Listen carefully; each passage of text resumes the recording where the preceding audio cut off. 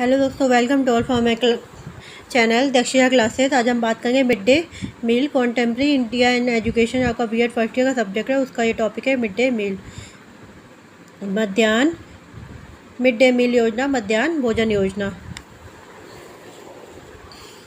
तो ये most important topic को हम लेके चल रहे हैं, मोस्ट इम्पॉर्टेंट टॉपिक को कवर कर रहे हैं। आज हम करेंगे मिड डे मील्स स्कीम्स। तो चलिए, मिड डे मील क्या है? मिड डे मील का मतलब है कि जो डे के बीच में खाना प्रोवाइड किया जाता है बच्चों को। ये स्कीम गवर्नमेंट स्कूल्स में स्टार्ट की गई थी, एडेड स्कूल में स्टार्ट की गई थी, और जो मकताब है, जो मकबरे हैं, उन पे स्टार्ट की गई थी। तो इनका उद्देश्य क्या था, क्यों मिड डे मील स्टार्ट की गई थी और मिड डे मील है क्या? तो हमें पता है कि मिड डे मील क्या है। एक दिन का खाना बच्चों को प्रोवाइड कराना, ताकि जो बच्चे स्कूल छोड़कर जा चुके हैं या फिर किसी भी रीजन से बच्चे स्कूल में एडमिशन नहीं ले रहे हैं, तो उनको प्रलोभन लालच देना कि हमारे स्कूल में एडमिशन लें और उनकी हेल्थ को इम्प्रूव करना। इसलिए मिड डे मील्स चलाई गई थी। ये हम देखेंगे कि कब स्टार्ट हुई थी, क्या इसका उद्देश्य था और क्या क्या इसके नियम थे। ये सब आगे की वीडियो में हम देखेंगे। ये सभी वीडियो के आगे में देखेंगे। तो इस स्कीम को 15 अगस्त 1995 में स्टार्ट किया गया था। कब स्टार्ट किया था? 1995 में स्टार्ट किया था। 1995 को इसको स्टार्ट किया गया था। जब 1995 में इसको स्टार्ट किया था, तब इसका नाम मिड डे मील नहीं था, इसका नाम NSPE था। इसका नाम था NSP। 1995 में इसका नाम क्या था? NSPE का nutrition support to primary education, इसका नाम तब था। ये छोटे बच्चों को फर्स्ट से लेके बाकी क्लास तक बच्चे को खाना प्रोवाइड कराना, और सरकारी स्कूल में ही खाना प्रोवाइड कराया जाता था। प्राइवेट स्कूल में प्रोवाइड नहीं कराया जाता था, ना ही अब कराया जाता है। ये सिर्फ सरकारी स्कूलों में ही होता है मिड डे मील योजना। केंद्र व राज्य सरकारों ने स्कूल जाने के लिए बच्चों को प्रोत्साहित करने, पढ़ाई बीच में न छोड़ने व स्कूल की उपलब्धि के समय सुधार के लिए सबसे प्रभावी कार्यक्रम मिड डे मील प्रारंभ किया। क्यों शुरुआत करी थी मिड डे मील की? क्योंकि जो बच्चे किसी भी रीजन से स्कूल छोड़कर जा चुके हैं या फिर स्कूल में एडमिशन ही नहीं ले रहे हैं, पढ़ाई के लिए बच्चे स्कूल में आ ही नहीं रहे। तो सबसे बड़ा रीज़न कि लड़कियां स्कूल में नहीं आ रही, उनके पेरेंट्स लड़कियों को स्कूल में नहीं भेज रहे, तो कुछ प्रोत्साहन करने के लिए, उनको प्रलोभन लालच देने के लिए इसकी शुरुआत की गई थी, ताकि बच्चों को पढ़ाई के प्रति मोटिवेट किया जा सके। क्योंकि बच्चे को खाने को लेकर अगर स्कूल में आएंगे तो पढ़ेंगे भी, क्लासेस भी लेंगे, क्लासेस छोड़ के जाएंगे नहीं। तो इसीलिए क्लास शुरू होने से पहले, ना ख़त्म होने के बाद, बल्कि बीच में खाना प्रोवाइड किया जाए, इसलिए मिड डे मील इसे बोलते हैं, ताकि बच्चा क्लास छोड़ के भी ना जा सके। सबसे पहले इस कार्यक्रम को 2000 से अधिक ब्लॉकों के स्कूलों में लागू किया था। इसी स्कीम के सफल होने के बाद 2004 में पूरे देश के सरकारी स्कूलों में लागू कर दिया गया। पहले क्या था, मिड डे मील्स को NSP कहा जा सकता है, लेकिन 2004 में इसे चेंज किया गया, पूरे देश में इसे लागू किया गया। उसके बाद ही इसका नाम मिड डे मील रखा गया था। मिड डे मील सरकारी स्कूलों में इसको लागू कर दिया गया था तथा भारत के लाखों बच्चों के पर्याप्त पोषण का मुख्य स्रोत है। मिड डे मील मुख्य स्रोत है बच्चों को पौष्टिक आहार देने का।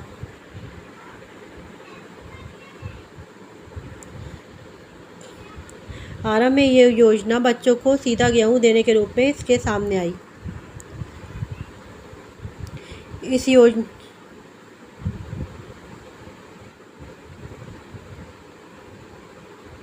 पहले क्या था, पका हुआ खाना बच्चों को नहीं देते थे, उनको गेहूं दे देते थे, अनाज दे देते थे।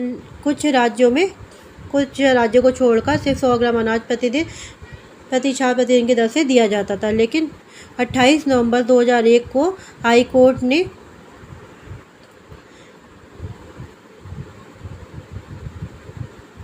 लेकिन 28 नवंबर 2000 को हाई कोर्ट ने एक महत्वपूर्ण फैसला सुनाया जिसमें सभी राज्यों को पका पकाया भोजन देने का निर्णय लिया। पहले क्या होता था, पका पकाया भोजन नहीं दिया जाता, लेकिन हाई कोर्ट के फैसले के बाद 28 नवंबर 2001 को हाई कोर्ट ने पका पकाया भोजन देना स्टार्ट किया। उनको पका पकाया खाना देना स्टार्ट किया, क्योंकि सूखा अनाज हम देंगे तो क्या पता वो दुकानों में बेच दे, दुकानों में बेच के पैसे ले ले, या फिर उनके पास उतना ही पैसा ना हो कि वो गेहूं का आटा पिसवा सके। तो कुछ भी रीज़न हो सकता है। या फिर सूखा अनाज के लिए बच्चे स्कूल में ना आए, बल्कि पका पकाया खाना खाने के लिए बच्चे स्कूल्स में आए। तो 2001 में ये डिसीजन लिया गया कि सभी सरकारी स्कूलों में, एडेड स्कूलों में, मकबरा मकताब में, इन सभी में बच्चों को पका पकाया भोजन देना का निर्णय लिया गया। और अलग अलग दिन अलग अलग डिशेज उनको दी जाएंगी।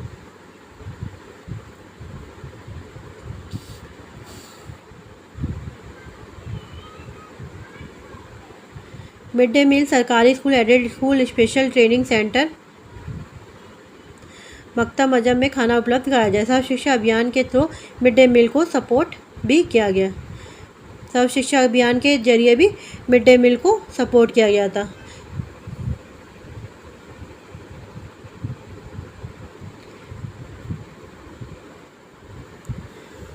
तो जो सर्व शिक्षा अभियान थे, इनके थ्रू भी मिड डे मील को सपोर्ट भी किया जाता है। जो सर्व शिक्षा अभियान स्कूल चल रहे हैं, स्कूल में बच्चों की पढ़ाई हो रही है, उन सभी में क्या दिया जाता था, बच्चों को मिड डे मील दिया जाता था, दोपहर का खाना प्रोवाइड किया जाता था। अब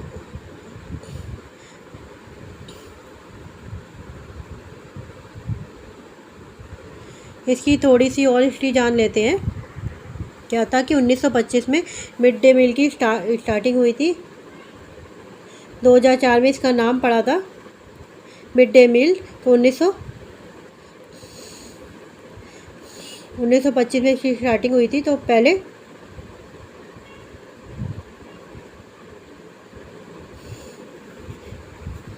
1925 में इसकी शुरुआत हुई थी।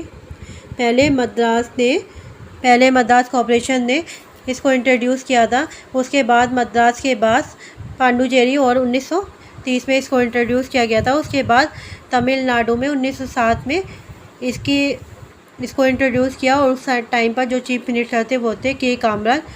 और तमिलनाडु और चेन्नई में भी पहली बार इसको इंट्रोड्यूस किया था। उसके बाद 1982 में तमिलनाडु में एन.जी. रामचंद्रन ने इसको अपग्रेड किया था।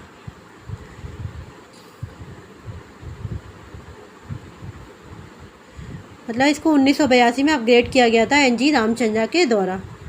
इसके बाद जो सेकंड राज्य बना था वह गुजरात बना था 1984 में बना था गुजरात। तो ये जो मिड डे मील था इस तरीके से चला आ रहा है, बच्चों के खाना प्रोवाइड कराने के लिए ये स्कीम चली आ रही है। तो ये इसकी कुछ हिस्ट्री थी जिसको आपने अभी जाना। तो मिड डे मील क्या है, इसके बारे में आप पढ़ चुके हो और आपका कॉन्सेप्ट क्लियर हो गया है। अब इसके हम उद्देश्य देख लेते हैं।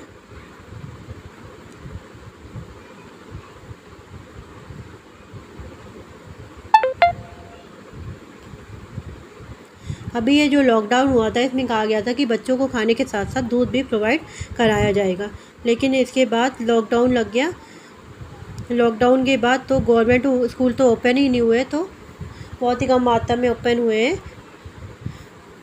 तो वो सिचुएशन नहीं बन पाई कि बच्चों में को मिड डे स्कूल में दूध प्रोवाइड किया जाए। तो लॉकडाउन के टाइम बच्चों को पैसे दिए जा रहे हैं कि बच्चा खाना ले सके और बच्चे भूखे ना रहे। अब स्टार्ट करते हैं इसके ऑब्जेक्टिव क्या क्या है, क्या क्या उद्देश्य थे मिड डे मील के। बच्चों का बेहतर विकास हो।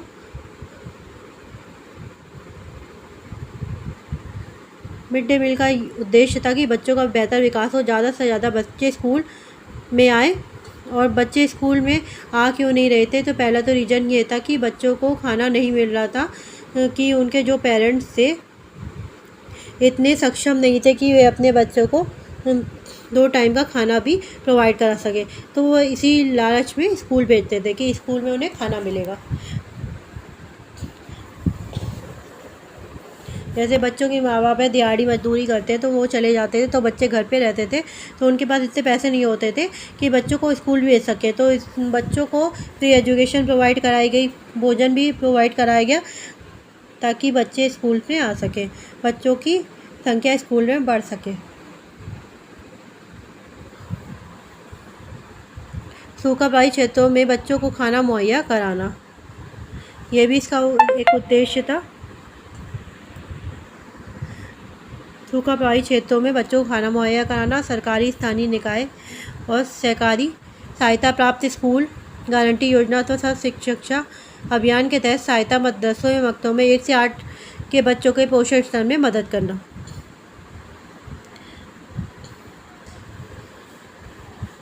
पोषण स्तर में सुधार लाना ही इनका उद्देश्य था।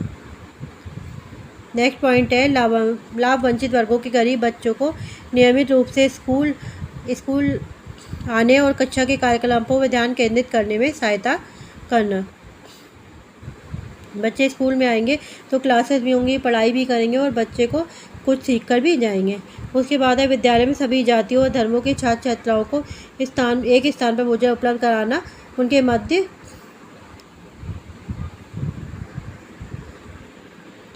मध्य सामाजिक परस्पर भाईचारे की भावना विकसित करना।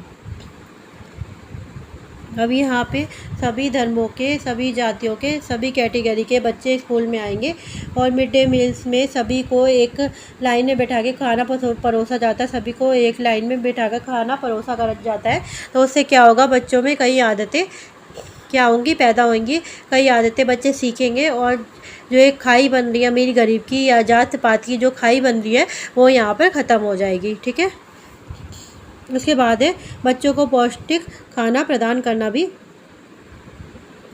बच्चों को पौष्टिक खाना प्रदान करना भी सरकार का उद्देश्य था।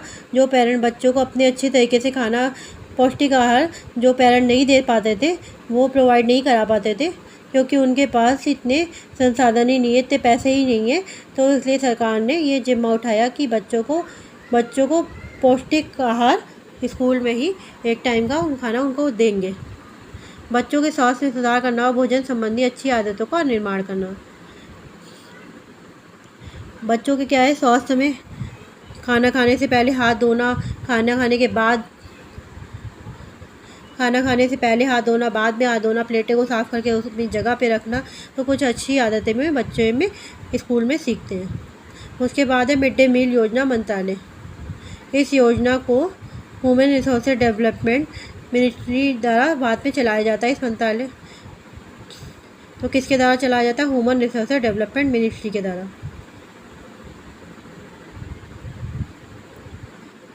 इस मंत्रालय द्वारा ये योजना से जुड़ी गाइडलाइंस बनाई गई। साथ ही इस मंत्रालय द्वारा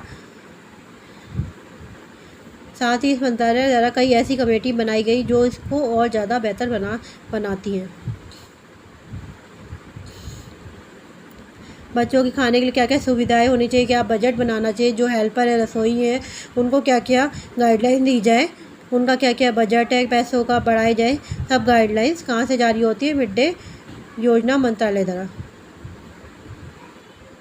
सब जारी होती है। नेशनल और एक कमेटी बनाई जाती है जो इसको और ज़्यादा बेहतर बनाती है। स्थानीय स्तर पे, राज्य स्तर पे, तो अलग अलग स्तर पे, नेशनल लेवल पे क्या क्या कमेटी है वो इसमें हम देखेंगे आगे। फर्स्ट है नेशनल लेवल कमेटी। ये क्या काम करती है? नेशनल लेवल पर आधिकारिक समिति राष्ट्रीय स्तर की स्टीयरिंग से निगरानी और कार्यक्रम स्वीकृति बोर्ड इस स्कीम को मॉनिटर करता है। नेशनल लेवल पर ये इस चीज़ को देखते हैं। और स्टेट लेवल पर क्या होता है? स्टेट लेवल पर राज्य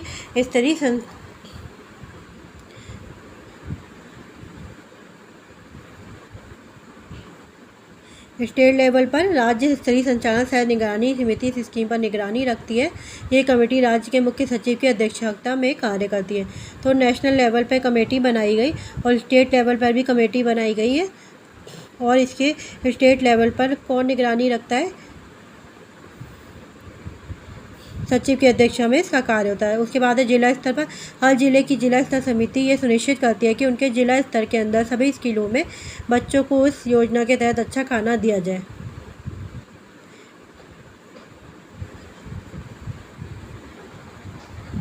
इसमें निरीक्षण किया जाता है कि सभी बच्चों को अच्छा खाना दिया जा रहा है कि नहीं रहे, साफ़ सफाई कैसी है, बच्चों के लिए खाना किस तरीके से पकाया जाता है, क्या उनको सुविधाएं मिल रही हैं। तो इसमें ये सब चीज़ें इसमें देखी जाती है।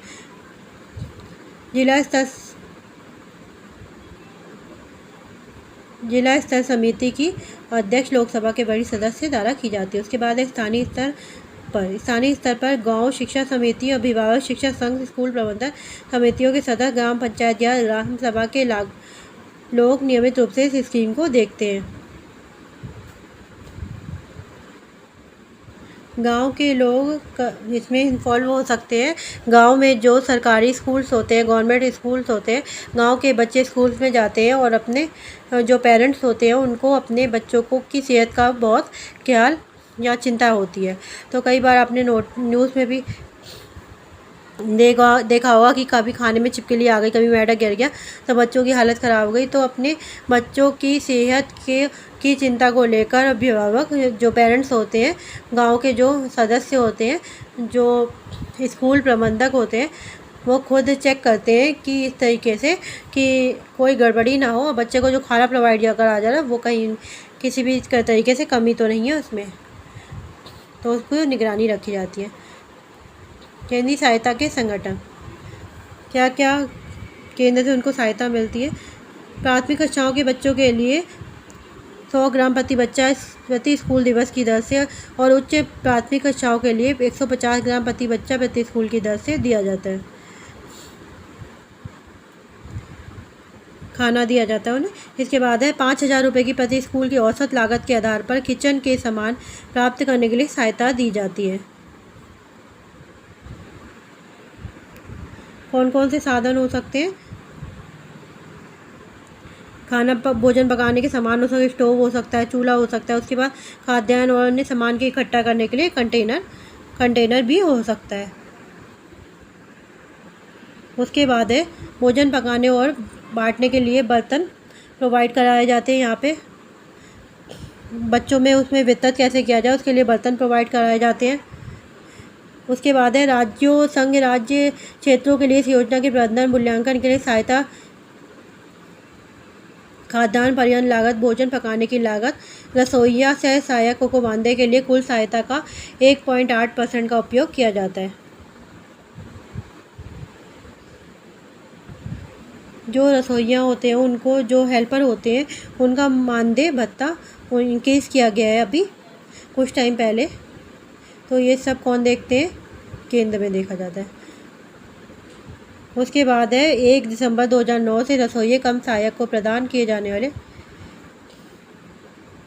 मानदेय को 1,000 रुपये प्रति माह करना और 25 विद्यार्थी वाले विद्यालयों में एक रसोइये कम सहायक, जहाँ पे 25 विद्यार्थी एक स्कूल में होंगे वहाँ पे एक रसोइया होएगा और साथ में उसके हेल्पर होंगे। और 26 से 100 विद्यार्थी वाले विद्यालयों में 2 रसोइये होंगे और एक हेल्पर होगा। और 6 विद्यार्थी तक के अतिरिक्त रसोइये में एक हेल्पर की नियुक्ति करना, जो रसोइया हेल्पर की नियुक्ति की जाएगी। उसके बाद नियम देखेंगे कि नियम क्या क्या हो सकते हैं इनके। खाद्य पदार्थों को इकट्ठा करने के लिए भंडारण गृह का होना। अब खाद्य पदार्थों को इकट्ठा करने के लिए भंडार गृह का क्यों होना है? ना तो कहीं होता है कि बोरे ला के रखे हुए चूहे खा गए, ये खा गए, तो उनके लिए भंडार गृह की उचित व्यवस्था की जानी चाहिए।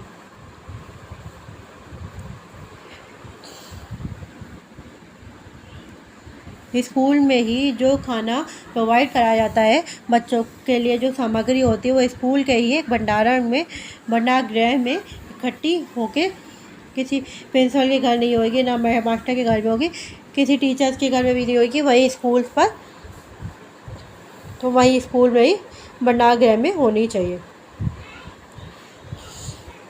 उसके बाद है भोजन को शिक्षक अभिभावकों द्वारा चखना चाहिए। जब खाना तैयार हो जाता है बच्चों के लिए तो उसको या तो टीचर चखे या फिर अभिभावक को चेक करे कि ताकि बच्चों की सेहत के साथ कोई खिलवाड़ ना हो सके। उसके बाद है इस योजना के तहत प्रत्येक बच्चा जो प्राथमिक विद्यालय में पढ़ता है, जो प्राथमिक विद्यालय में पढ़ता है, उस पर एक दिन में 3.86 पैसे दाल, 3.86 पैसे जो इसमें इंक्लूड क्या होगा, दाल, चावल, फल, मिठाई, गैस सब कुछ मिलाकर खर्च किया जाना चाहिए। तो इतना 3.86 रुपये बच्चों पर खर्च किया जाएगा एक बच्चे पर। और कहाँ पर? प्राथमिक विद्यालय में। जो प्राथमिक स्तर पर जो बच्चे होंगे उन पर खर्च किया जाएगा एक पे 3.86 रुपये। और उच्च प्राथमिक विद्यालय में पढ़ने वाले बच्चों पर 5.78 रुपये खर्च करना अनिवार्य है। नेक्स्ट है खाना बनाते समय डबल 45 नमक का इस्तेमाल करना है, जिसमें आयोडीन और आयरन प्रचुर मात्रा में का हो उपयोग करना चाहिए। उसके बाद है मिड डे मील के खाने के अगर किसी बच्चे की तबीयत बिगड़ती है, तबीयत ख़राब हो जाती है, तो स्कूल के जो प्रिंसिपल होते हैं उनकी जिम्मेदारी है कि जिला शिक्षक अधिकारी, जिला स्वास्थ्य अधिकारी या जिला मजिस्ट्रेट को इसकी जानकारी दे। आपने पीछे न्यूज़ में देखा कि बच्चों के खाने में छिपकली मिली, चूहा मिला, मेंढक मिला। तो बहुत सारी ऐसी विषैले पदार्थ खाकर बच्चों की तबीयत जो है ख़राब हो गई। तो अगर इस स्थिति में किसी बच्चे की जो तबीयत है वो ख़राब हो जाती है, तो इन सबको एक जो प्रिंसिपल होता है, जो स्कूल के प्रिंसिपल होते हैं, हेडमास्टर होते हैं, उनकी जिम्मेदारी बनती है कि इनमें से किसी को भी इसकी जानकारी है, या जिला शिक्षा अधिकारी को दे, या जिला स्वास्थ्य अधिकारी को दे, या जिला मजिस्ट्रेट को दे कि बच्चे की तबीयत ख़राब हुई खाना खा के।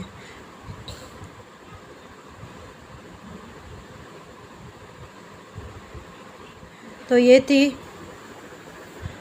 थी हमारी मिड डे मील योजना। आई होप तो आपको पसंद आया होगा वीडियो। अगर वीडियो पसंद आया तो प्लीज़ लाइक, शेयर, सब्सक्राइब करिए और बेल आइकन को जरूर प्रेस करिए, ताकि आगे आने वाले वीडियो नोटिफिकेशन आपको मिल सके। Thanks for watching.